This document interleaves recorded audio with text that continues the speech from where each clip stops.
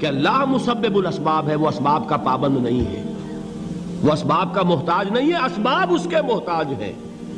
اگر یہ یقین ہے تو اللہ پر ایمان ہے، یہ نہیں ہے تو تمہارا ایمان اسباب پر ہے، وسائل پر ہے، ذرائع پر ہے، مادیات پر ہے، اللہ پر نہیں۔ اس وقت کہاں راستہ تھا؟ کوئی راستہ تھا؟ سمندر ہے اور ادھر سے لشکر آ گیا ہے۔ کلا ان معی ربی سیہدین۔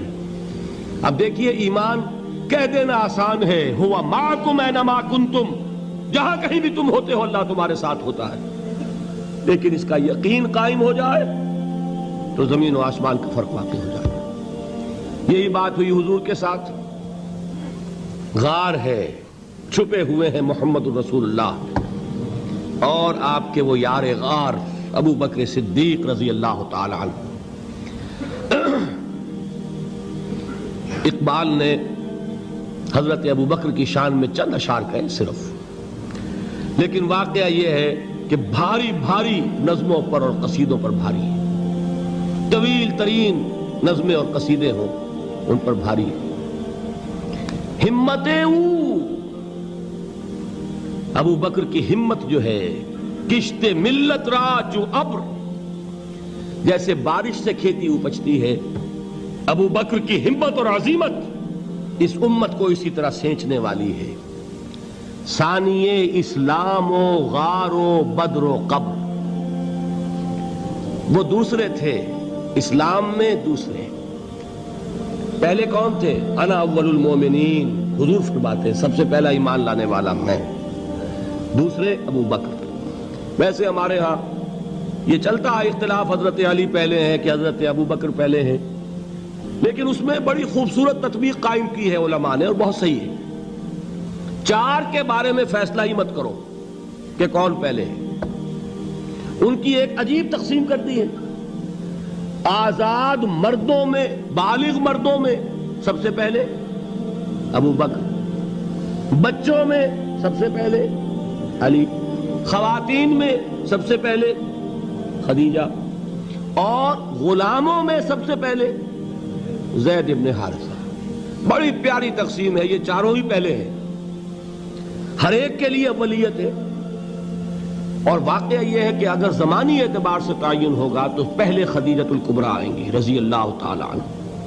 کسی اور سے بات کرنے کی نوبت بعد میں آ سکتی ہے، پہلے تو اہلیہ محترمہ سے بات ہوئی، آتے ہی پہلی وحی ہوئی ہے، ابھی تبلیغ کا حکم نہیں تھا۔ کس کو بتایا واقعہ؟ ابھی اپنی نبوت کی تبلیغ کا تو حکم ہی نہیں آیا۔ واقعہ کس کا ہے؟ وہ خدیجہ کا ہے۔ جب کہا ہے کہ خشیت علی نفسی، مجھے اپنی جان کا اندیشہ ہے، تو کیا جواب دیا خدیجہ نے رضی اللہ تعالی عنہا؟ وہ صدیقۃ الکبریٰ ہے۔ صدیقات جو ہیں خواتین، ان میں چوٹی پر خدیجۃ الکبریٰ ہے رضی اللہ تعالی عنہا، اور صدیق جو مرد ہیں ان میں صدیق اکبر ہے ابو بکر صدیق رضی اللہ تعالی عنہ، لیکن صدیقات میں چوٹی پر۔ جب حضور نے فرمایا خشیت علی نفسی، کیا فرمایا؟ کیا عرض کیا؟ کیسے تسلی دی؟ نہیں نہیں، اللہ آپ کو ضائع نہیں کرے گا، آپ غریبوں کے ہمدرد ہیں، آپ مساکین کے تکالیف رفع کرنے والے ہیں، آپ بیواؤں کی سرپرستی کرتے ہیں، آپ مسافروں کی خدمت کرتے ہیں، اللہ آپ کو ضائع نہیں کرے گا۔ یہ یقین ہے اس خاتون کے اندر۔ خیر وہ ایک علیحدہ بات ہو جائے گی۔ میرے دل پر حضرت خدیجہ رضی اللہ تعالیٰ عنہ کی شخصیت کا بڑا گہرا نقش ہے، جو وہ کوئی اور ہی وقت اور موقع ہوا تو بیان ہوگا۔ بہرحال اقبال نے ایک مصرے میں جو چار اولیتیں جمع کر دی ہیں، ہمتیں کشت امت را چو ابر، ثانی اسلام و غار و بدر و قبر۔ اسلام میں حضور کے بعد پہلے کون؟ ابو بکر۔ غار میں حضور کے ساتھ کون؟ ابو بکر۔ بدر کی رات اللہ کا رسول سر بسجود، وہ جھاڑ، وہ گھاس پھوس کی جو جھوپڑی بنائی گئی تھی، اور وہاں تلوار ننگی لے کر پہرا دینے والا کون؟ ابو بکر۔ اور اس حجرہ عائشہ میں محمد کے بعد سب سے پہلے دفن ہونے والا کون؟ ابو بکر رضی اللہ تعالی عنہ وصلی اللہ علیہ وسلم۔ وہ جو معاملہ میں سنا رہا تھا غار ثور کا، حضرت ابو بکر بھی حضور کے خیال سے لرز گئے ہیں. آپ کو یاد ہوگا کہ جا کر پہلے تمام جتنے سوراخ تھے انہیں بند کیا ہے. ایک سوراخ رہ گیا تھا جس کو بند کرنے کے لیے کوئی کپڑا نہیں تھا. وہاں اپنی ایڑی رکھی ہے. تب کہا ہے حضور سے تشریف لائیے, اور اپنے زانو پر حضور کو لٹایا ہے. اور وہاں کسی موذی جانور نے کاٹا ہے. حضور کی آنکھ لگ گئی تھی. اس وقت اس بل کے اندر جو بھی بچھو ہے کیا ہے واللہ عالم, اس نے کاٹا ہے. اس کی تکلیف کی وجہ سے ابو بکر کی آنکھوں سے آنسو ٹپک گئے. حضور کے چہرے مبارک پر پڑے ہیں تو حضور جاگے ہیں, معاملہ کیا ہے. ایڑی نہیں ہٹائی وہاں سے, مبادا وہ جانور وہاں سے نکل کر محمد الرسول اللہ کو کوئی گزن پہنچا دے. ابو بکر کی ایڑی ہے, جس طرح چاہے کھا لے, ختم کر دے, جان نکل جائے تب کوئی آنچ آئے محمد پر تو آئے, لیکن جیتے جی نہیں.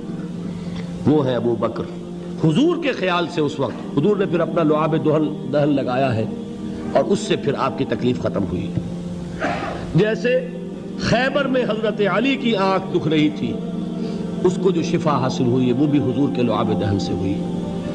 تو بہرحال اس وقت انہوں نے کہا ہے کہ اے نبی یا رسول اللہ, اگر اس وقت ان میں سے کسی نے غیر ارادی طور پر بھی اپنے قدموں کی طرف جھانک لیا تو پکڑے جائیں گے.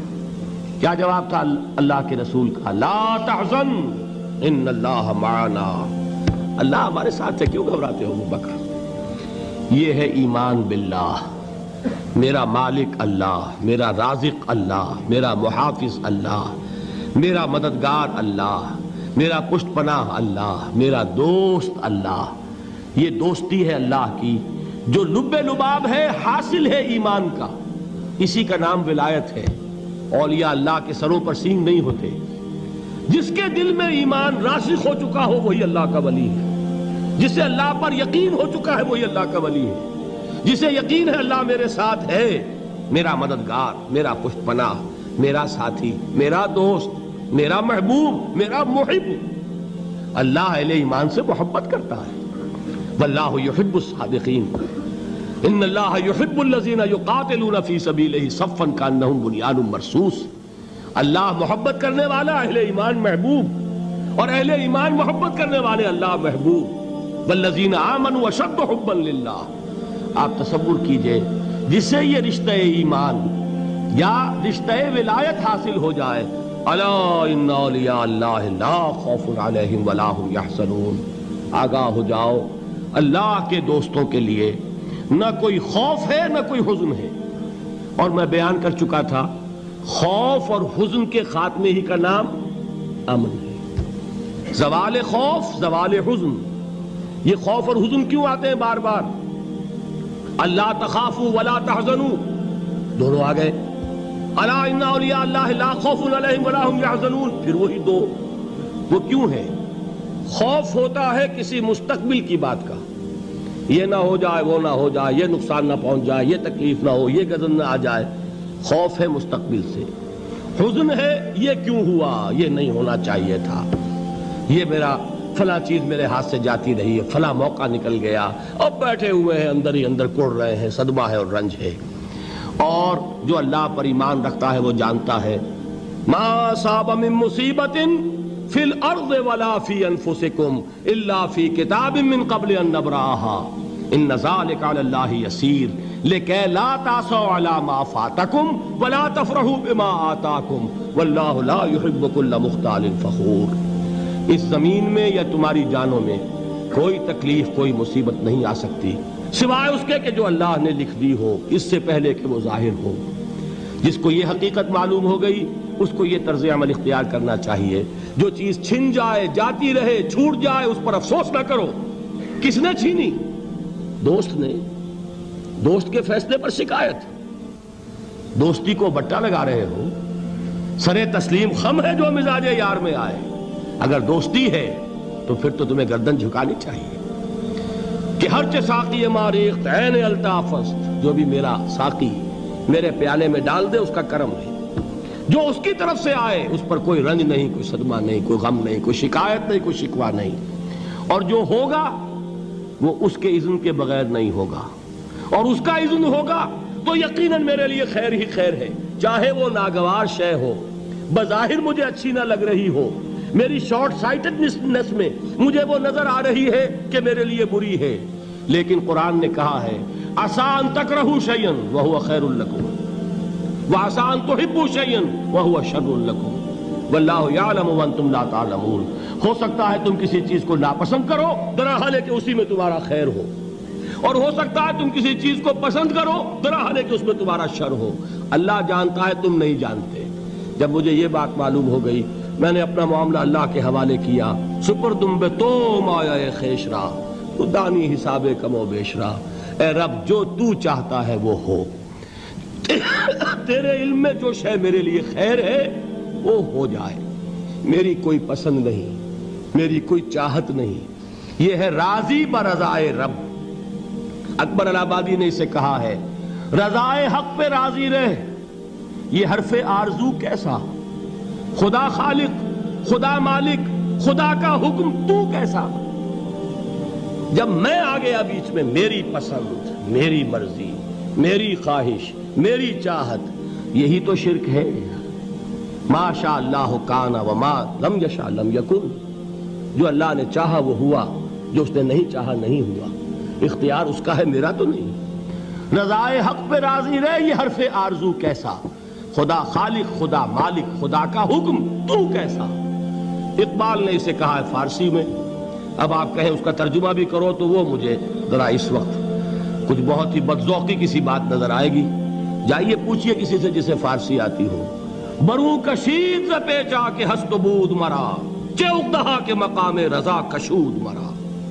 مجھے تو تمام پیچ و خم سے نکال دیا اس مقام رضا نے، میں راضی برضائے رب ہوں، جو فیصلہ اس کا میں اس پر راضی۔ تو کہاں کا حزن اور کس کا خوف، یہی زوال حزن اور زوال خوف، یہی ہے امن، یہ نتیجہ ہے ایمان کا۔ تو جان لیجئے یہ ہے لب لباب، یہ ہے حاصل ایمان کا، یہ ہے تو ایمان ہے، یہ نہیں ہے تو ایمان نہیں۔